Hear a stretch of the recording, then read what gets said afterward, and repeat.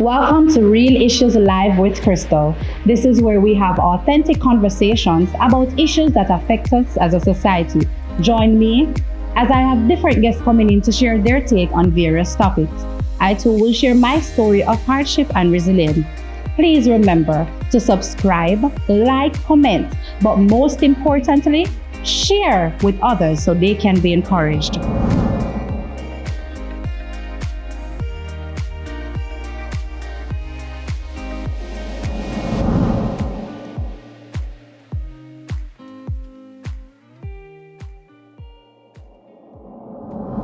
Welcome back to another episode of Real Issues Live with Crystal. So today we're at the Atrium at Ironshore and I have a very special guest.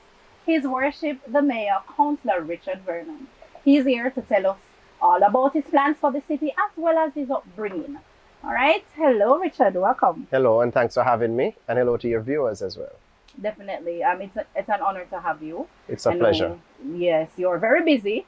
And the fact that you could take the time to come and sit and share with me and my audience, I truly, truly appreciate this. Indeed, I want to support young people and their initiatives. And you're from Montego Bay and you're doing it in Montego Bay. So I'm happy to be a part of your show.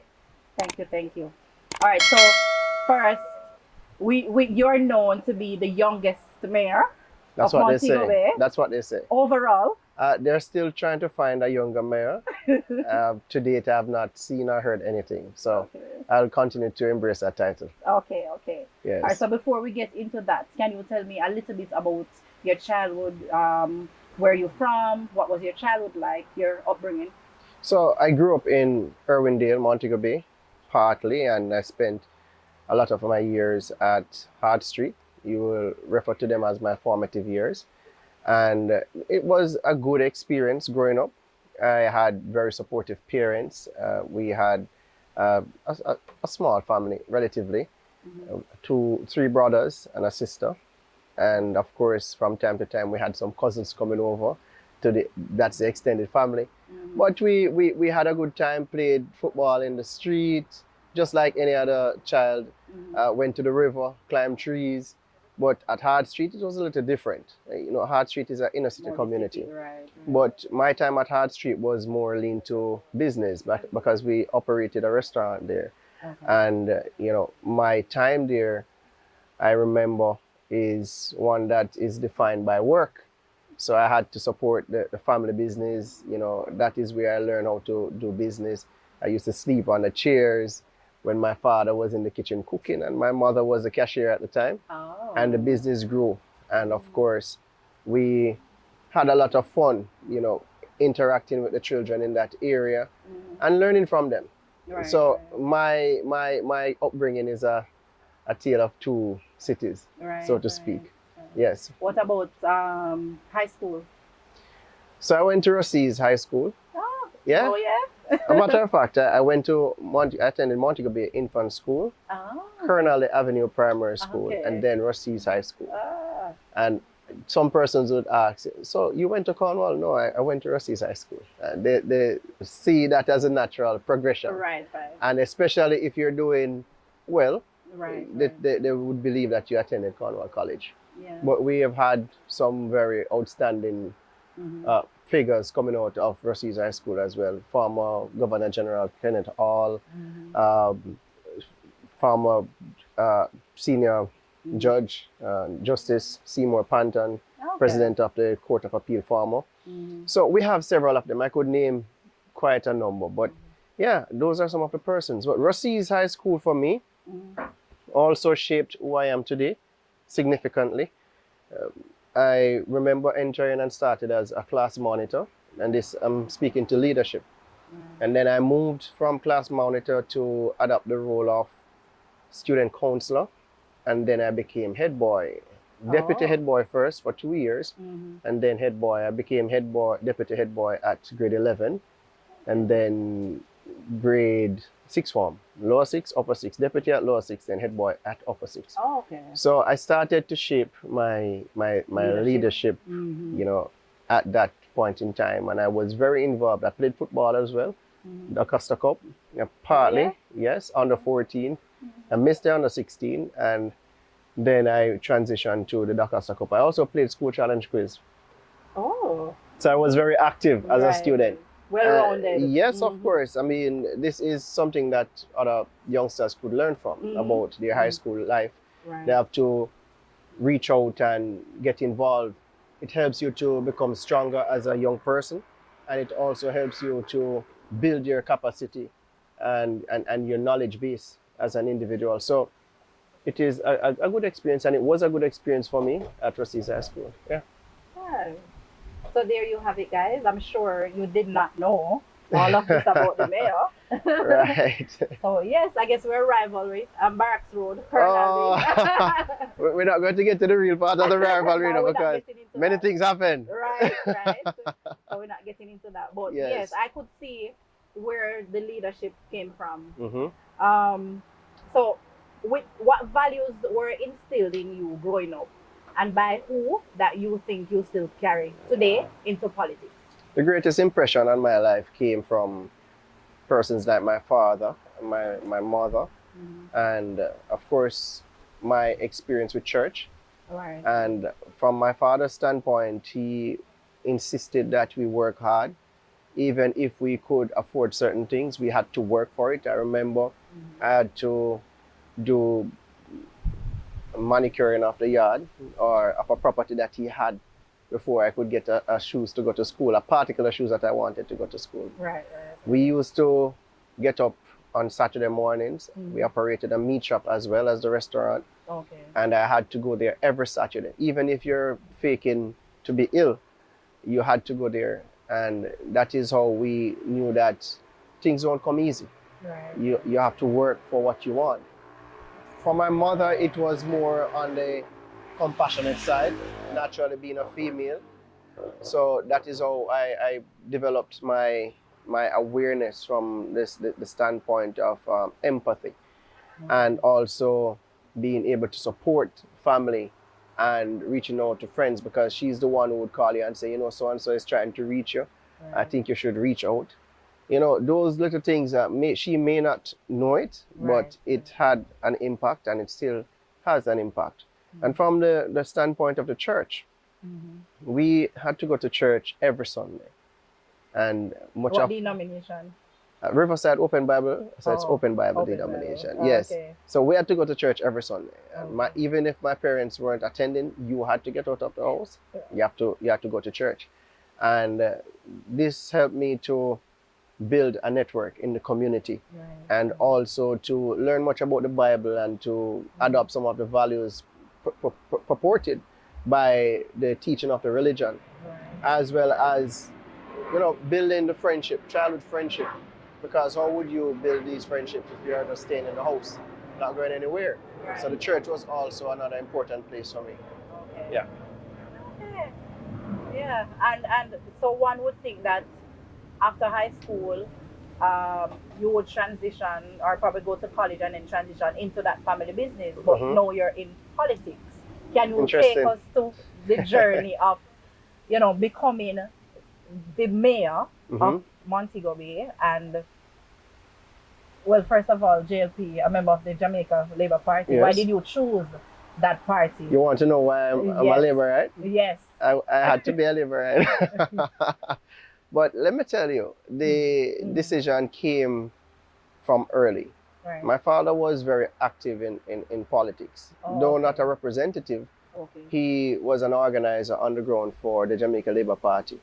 He spent much of his days helping persons like Edmund Bartlett in East Central St. James, and at the time Clive Mullins in West Central St. James, and later on he went to Central St. James to assist MP Hero Clark. So, but before that, he was very much involved in terms of contributing directly and organizing underground. Those were the persons who I can recall he was very much active with. And for me, on leaving sixth form, I said to my friend who asked me at the time what are my plans, and I said politics and business, and I chose to do politics and business to this day. When I was graduating from the University of the West Indies, Mono, my lecturer asked me if I could join their team, because apparently I was doing well, and I was the candidate that she was looking at to join the team to do research. And I said to her respectfully, Miss, I'm going back to Montego Bay to do the family business. And I came back to Montego Bay, started in the restaurant. And a matter of fact, as I said earlier, we had to go to work every Saturday. Right. When we had holidays, you had to go to work as well. We had to. And even though we may go to the vocation Bible school at church, once that is through, you had to go to the restaurant or the meat shop. So we understand we understand the business inside out. Right. And I came back to Montego Bay. I was in the business, started to operate one for myself, a meat shop. Oh. Right? Because my father thought that it was necessary for me to develop my and have my own.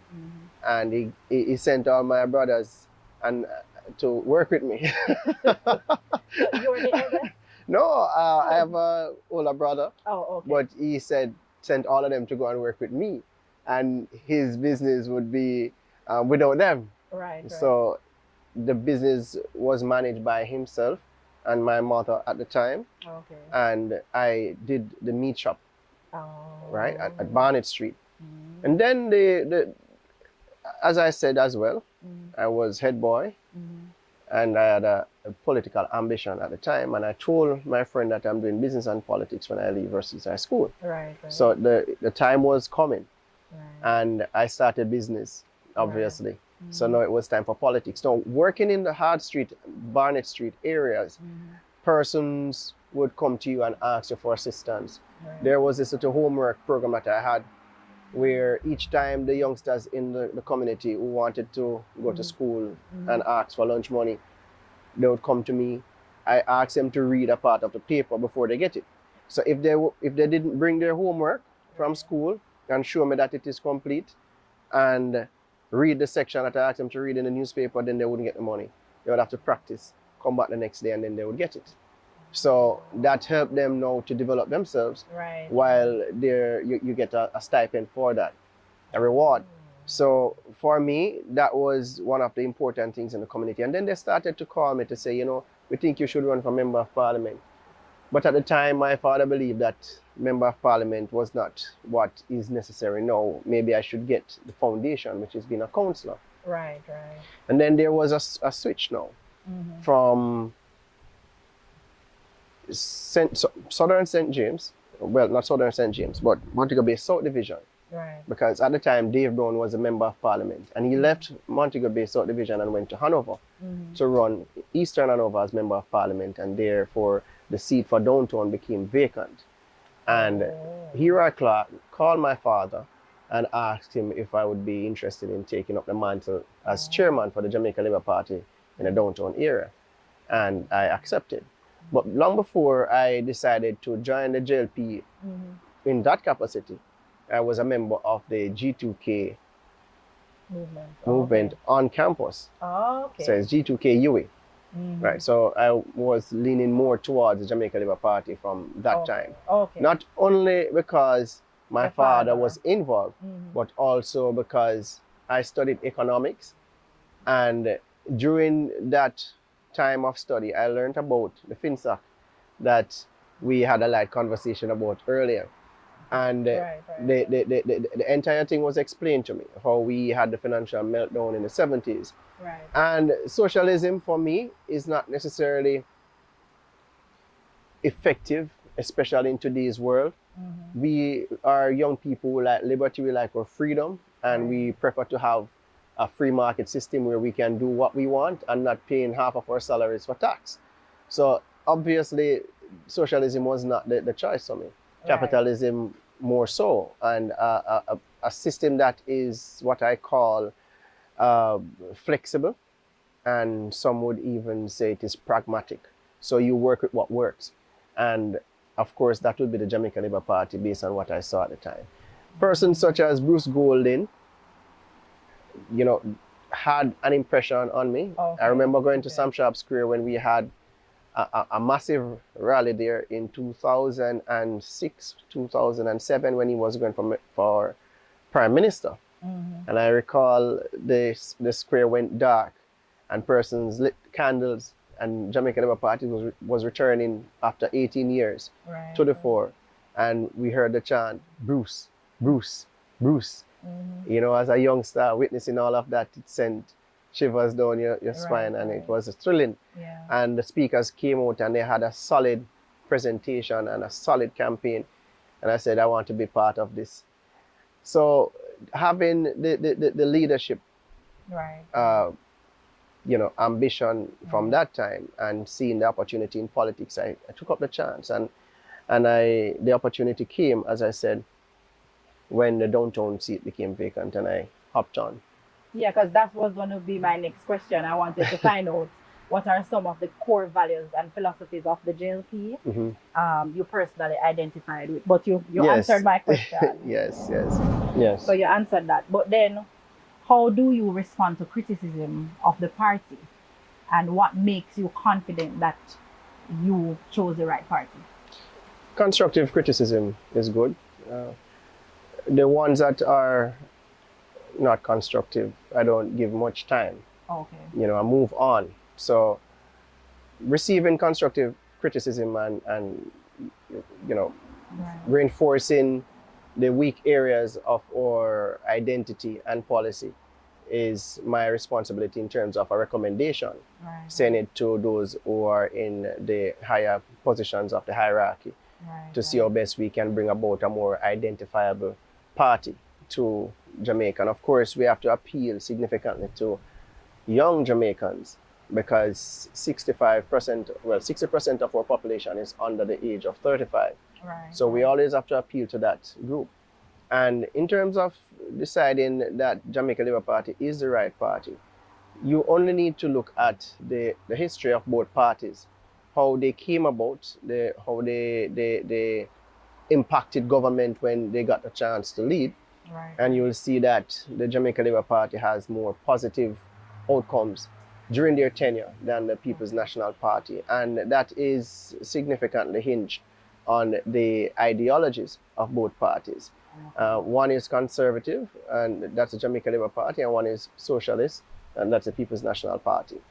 And when you look at both, the model of socialism and conservatism / capitalism is what is working today.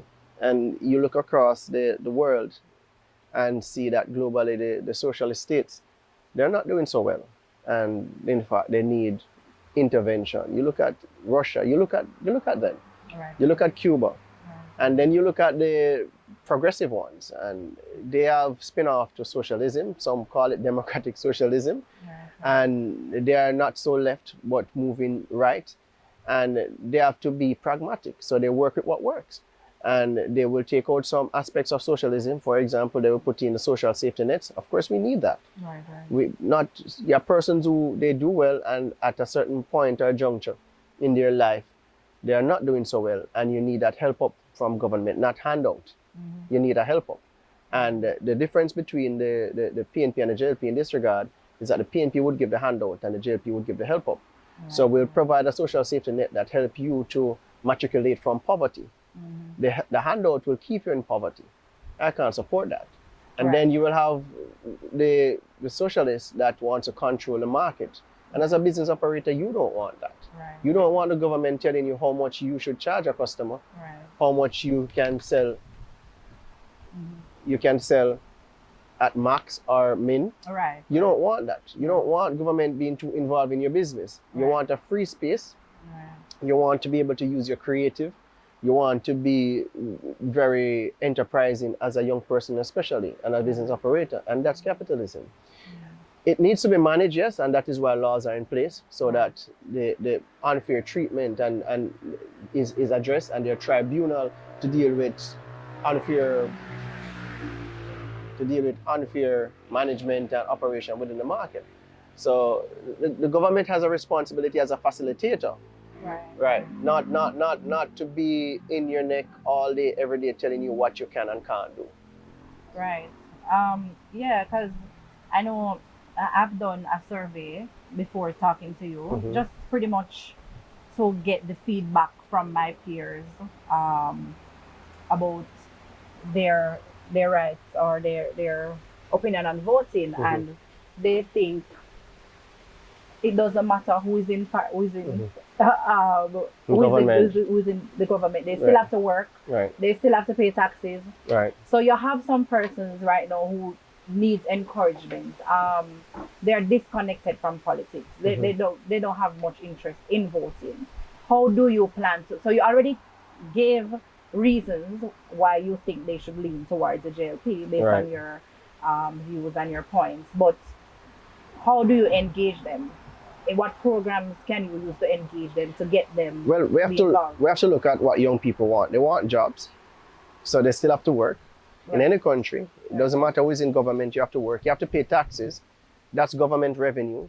Right. And government needs revenue to build the hospitals, the roads, the health centers. So you have to do that. Right. And they want housing. They need to feel safe and they need to feel secure as a citizen of Jamaica. And that is fair. Right. And that is what we have been doing. They also want to be able to raise their family and be able to take care of them. So they want a good income. Now, what we have to understand is that as a developing country, or what we call a small island developing state, we don't have all the necessary things in place as yet. And that is why it is important to have the conversation about the debt to GDP that many persons don't understand. Because many years ago, through mismanagement, our debt to GDP was significantly high. We had 130% debt to GDP. And at the time, 130% debt to GDP would mean that for every dollar that this country earns, we had to use 70 cents to pay a debt. And only 30 cents left to pay our doctors or nurses and to build our infrastructure or hospitals or roads, you name it. You know, today, through prudent fiscal management and responsible fiscal management, we have serviced that debt. And we are spending in such a way that we are able to reduce the debt to GDP to 70%. It now means that for every dollar, 40 cents is used to pay the debt, and 60 cents is used to pay our nurses, pay our doctors, and that is why we are able to increase salaries. So leadership matters, government matters, management matters. So you can't, as I said, you only need to look at the history of both parties, and then you will understand.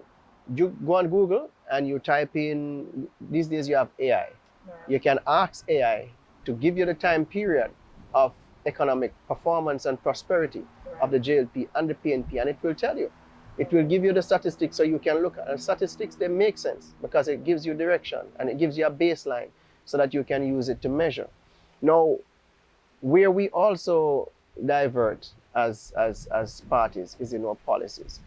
PNP would do direct taxation. So they would say increase income tax, for example. Add tax to this, add tax to that. We do indirect taxation because we believe that if we do indirect taxation, you will have more money to spend. And if you have more money to spend, you will do investment. And if you do investment, you still pay a sustainable amount of tax that the government can use as revenue to continue developing the country. So we have different policies. And persons, once they understand that, then they will see why I choose JLP and why many others choose the Jamaica Labour Party. All right, so shifting a little bit, what is your overall vision for the city of Montego Bay, and what are some of the key priorities on your agenda? I want people to drive in a Montego Bay where they have access to healthcare, they have access to schooling, and I'm not talking about any access, high quality access to schooling, healthcare. The infrastructure is on par.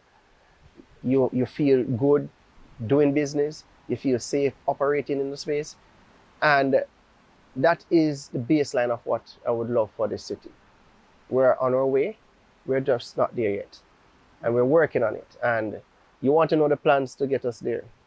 So we have started much of it already, and how we operate as government, even locally, is that we establish national development goals that you might be aware of, and you often hear we talk about Vision 2030, a vision that we have or should have all bought into, because it means that we have to play a role in achieving that vision. The place of choice to live, work, raise families, and do business. Now, when we look at that goal and we localize it, it's the same thing for Montego Bay. And as I said, how we operate is that we adopt these national goals at the local level and then we move forward to achieving them. Right.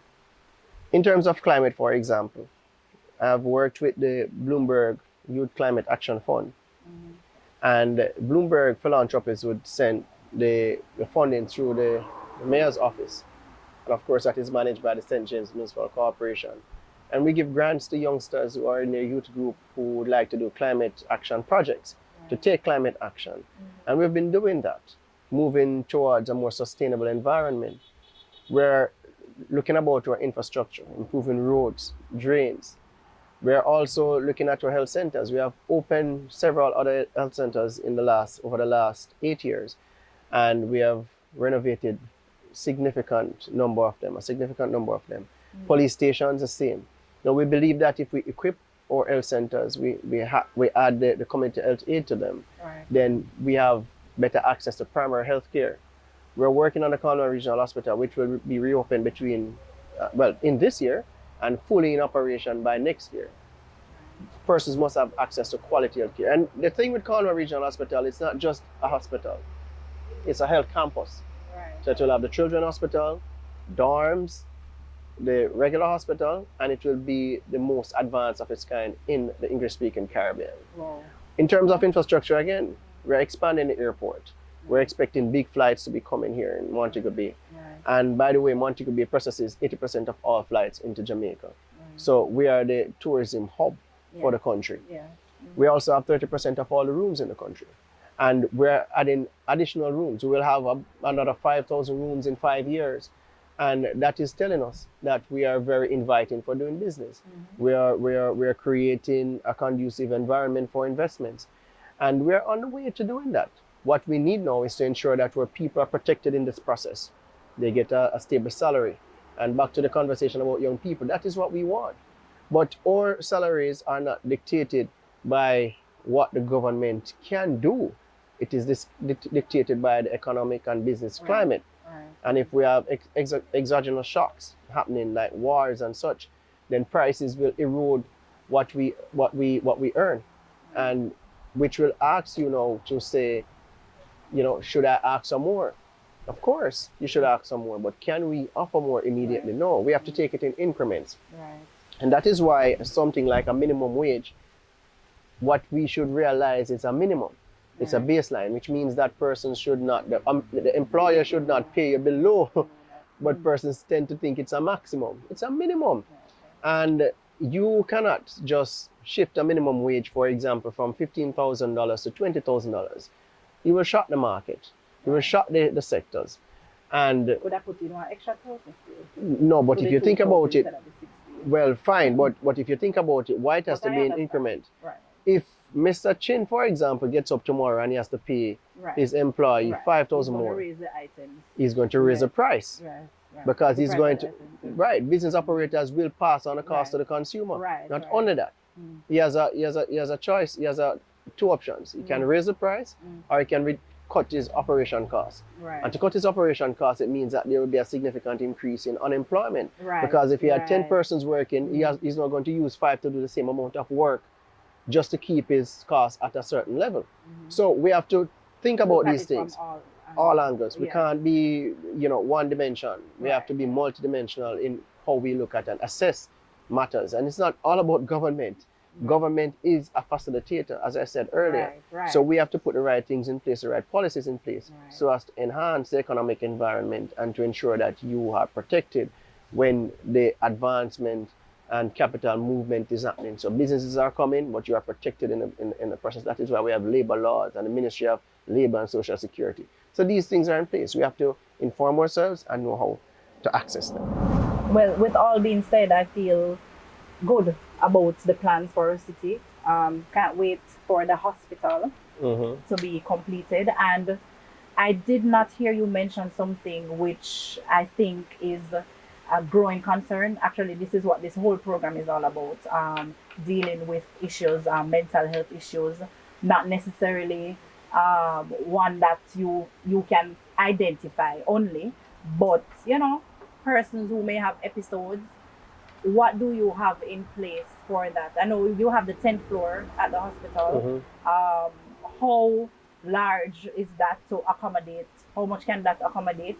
Do they just treat them and leave them? Do you have different facilities? Do you have emergency numbers? What do you think about mental health in our city? I'm happy that you raised the Right. matter of mental health because it is a real issue. Right. And pertaining to the capacity of the hospital, Right. mental health is not about what the hospital can hold. Right. Right. It is a significant challenge that we face as a society. Right. I don't recall the exact stats now, Right. Right. but I know that it is something to the effect that 8 out of 10 have some mental problems. And about 3 to 5 Right. are critical. So it tells you a significant story Right. Right. about the overall well-being mentally of our society. It is also significant because what it does is develop strain in people. And strain has some form of relationship to crime. I subscribe to a theory purported by Robert Merton and Robert Agnew, who talks about or postulated about the strain theory. The strain theory tells us that there are several different ways that persons develop strain. Through a death of a family, that leads to mental challenge. Yes, for sure. Domestic abuse, being secluded, can't find a place in society, Loss of a job. loss of a job. There are several things that lead to mental challenges. So I always tell persons that not because you see persons homeless means that they're mentally challenged. They're just homeless. They may be going through a rough patch. Yes. Yes. But there are persons who are mentally challenged, but they're quiet. And you find that out when they flip. Yes. Something caused them to Turn flip. Suicide. And then you have a homicide on your hand to deal with, Right. a suicide on your hand to deal with. So what we need to address the situation are clinics. We need the psychiatrists, Yes. we need the Yes. psychologists, Yes. but we also need social setting to help people to deal with their strain. Something that is seemingly simple, which is not, is even a green space like a Harmony Beach Park. So just go out there and pull up your stress. Just think about it. Go out there, relax, look into the ocean, listen to the waves, and in a few hours you find that you're a different person. Some persons deal with their mental challenges by sitting at an aquarium and looking at some fish moving around. Right. It is therapeutic for them. Right. And that is why even at the infirmary, we built a therapeutic section of the infirmary where the persons who are infirm, the residents, they go there and they sit in the evenings or the afternoons and they just look into the water, the fountain that we built there. Right? So there are so many different things that we can do. And we also need community. We have several communities. I'm not referring to like the communities that we live in, Right. but the groupings, Right. the Rotaract, the Right. Kiwanis, Right. you name it. There are persons who you get to meet at these places and they will help you to go through your challenges that you're having. That is where you find a friend. So we need much more of that. And what you will find is that because there was a lack of such during COVID, for example, Yes. it escalated. Yes. And for then sure. there were reports of increased domestic abuse, increased this and increased that. Right. It had a significant impact on us. When people are locked away and they can't get to socialize, then there's also a problem there. Right. So what we have to do as well is to look at the different forms of mental challenges that we're having Yes. and curate programs to address each. When you reach the 10th floor at Cornwall Regional Hospital, it means that it has gone to a significant state. Right. And some of them, they are clinical. Right. So you need that sort of assistance. Right. Right. But the bigger challenge that we have is not with the identifiable cases. It is an unidentified ones. There are persons walking around going through so much, Yes. and you don't yes. understand. And it can be dangerous because you might do something that triggers a person, Right. and then you have greater That's when. problems to deal with. So that is what we have to look at, Yeah. as a society. Right. But we are also ensure that we put the necessary infrastructure in place. And at each of our clinics, we have a section that deals with that. The St. James Health Services deals with persons who need assistance mentally. Right. Conroy Regional is last resort, as I said. Persons out there that are mentally challenged, moving around in the space that persons refer to, quote unquote, as mad persons. Right. We ask, and through the act, the police has a responsibility to help with restraining those persons who are they're on the loose, so to speak, because and persons see them as dangerous. Right. So the police has to chip in where that is concerned. But we do have programs in place to help persons to deal with their challenges, regardless of the magnitude of it and the type of challenge that you're having. Well, what I would ask is for you to provide the numbers. I can put it up on the screen. So somebody watching it who may need some extra assistance, they can reach out to that. I will give you them after the show, and you post them, and I of course. put it up, so people can see Yes. who they can reach out to if they need somebody to talk to, Right. need support, and of course this would be no cost, right? Because the No. government does that. 'Cause No, we do it's- have, psychologists, as I said, Yes, psychiatrists, yes, but yes. they cannot afford the session. We recently built a center Right. at Humber Avenue that deals with youth and Okay. with mental challenges. Okay. We have a clinical psychologist there. Okay. So we have that infrastructure, as I said. It's in Montego Bay, and I believe it is first of its kind in this section. Okay. And it caters to those youngsters, especially the ones recommended by the guidance counselor. Okay. Or- Because definitely it starts from the school as well. Yes, The guidance the counselor school, can right, identify. can identify, right. So they make the referrals, and they take up the cases, and they Okay. deal with it. So we have one in Montego Bay Okay. at Humber Avenue. All right. So I'll put up the numbers on the screen so persons can reach out to those, because they may not know that the government is providing this. Of course, of course. All right. So a few more questions, a little bit more on the personal side. Yes.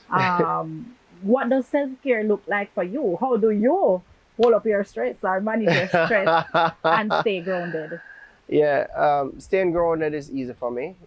Persons always tell me that I'm humble. Right. I believe that is as a result of how I grew up, and I never tried to get ahead of myself. Even when I was head boy, I just operated with responsibility, but normal at the same time. Right. Yeah, there's a thin line between stepping over and being grounded. Right.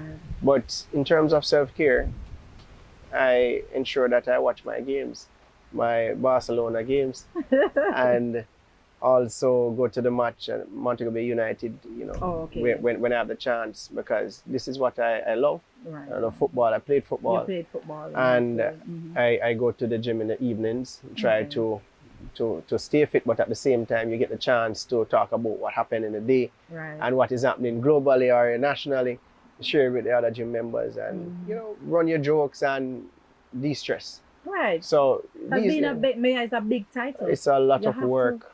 separate It's a at lot of times. work. People call you for just about anything. If there's a rat, they call you. And if there's a fire, they call you. Right. Just about anything. So you have to soak up all the pressure right. from the different areas of complaints. So these are some of the things that I have to do. From time to time, I will, drive about and meet and greet my constituents, delivering services to them and seeing the impact. That is also gratifying. Right. So it is what keeps me going, to say, you need to do more, help more. And of course, seeing the smiles on my family's face, it's also a good one for me. Right, and right. the little daughter and the little son, You know, they come in and they sometimes you don't even have time for them, but when they tug in your shirt and saying daddy, Right. and you give them a second and they, you know, you realize that they're learning something new. It is also something that you embrace. And these are the things that help you to stay grounded, remind you that you have a responsibility. Yeah, there are persons looking out for you, and there are persons who are expecting you to look out for them, so you have to keep working harder. And of course, that little moment that you get in these games that I watch, that I get to just be myself and just relax and be happy with a result. Right, definitely. Is there something, just one thing, that people would be surprised to learn about you? I mean, there are many things, but I don't know which one to say. There are many things. I might have said a few before. Well, you did. Because you said some people thought you went to Cornwall, but it's actually yeah. You play football. Yeah. Maybe they wouldn't know. Maybe just the past students of Rusty's would know. Right. That I did art all the way up to sixth form, and I was in the top 3 in the island. Art, as in for visual? art, yeah, visual art. Oh, okay. Yeah, I was in top 3 in for my cape. Right. That year. It's very successful. So I was a good artist. Okay. I've not practiced enough, so I guess I've lost it a bit, but I can find it somewhere. Okay. But yeah. Yes. Well, I'm looking forward to great things. You've told us what you have in place for us. So finally, how can the citizens, how can we assist you? So I have this program called Step Up, striving towards environmental protection and urban preservation. And there are several ways that citizens can be a part of it. As a matter of fact, one component of Step Up is to deal with partnerships. So if you have a project, for example, waste management project, plastic recycling project, different sorts of projects that you think can benefit the city of Montego Bay, we can partner through Step Up. There are several entities that came on board and partnered through Step Up, and we are seeing the results. Step Up also implemented a roving team. That's a team that moves right across the city of Montego Bay and cleans. If you come out early in the morning, 4 a.m., 6, you will see them doing the edging, manicuring the place, you name it. Sometimes we wash some streets. We also have a technical working group we implemented under the program that deals with enforcement and management of the space. So there are several things that we're doing to have a better Montego Bay, and to achieve that, we need a partnership, and persons can step up to the program. Yes. So reach out to the mayor's office and see how you can be a part of the Certainly. program. Certainly. All right. Thank you so much for taking the time out. I do have a little token for you. Is that right? This is from the Fade Room. Okay. Where you can get You're sending me to the barber? I think you're yes. showing shades, you know. No. Not fades. They're located at Icon Mall. Of course, you know where they are? I do. Okay, so go ahead and get pampered because you may not have the time. All right. Thank you very much. I appreciate it. And it was a pleasure being on your show. And I hope that you will continue to grow from strength to strength, and that the show will reach its intended audience. Thank you. Really appreciate it. You're welcome. And thank you guys for tuning in to Real Issues Live with Crystal. See you next time. Thank you for watching Real Issues Live with Crystal. This season is brought to you by Elite Concepts and Solutions, 876 Media Entertainment, and Whitehead Media. Special mention goes out to Andrade Photography, the Atrium at Ironshore, Tokykyia's Restaurant and Catering Services, the Faderoom, Genio Clothing, and Larue Molyneaux Photography.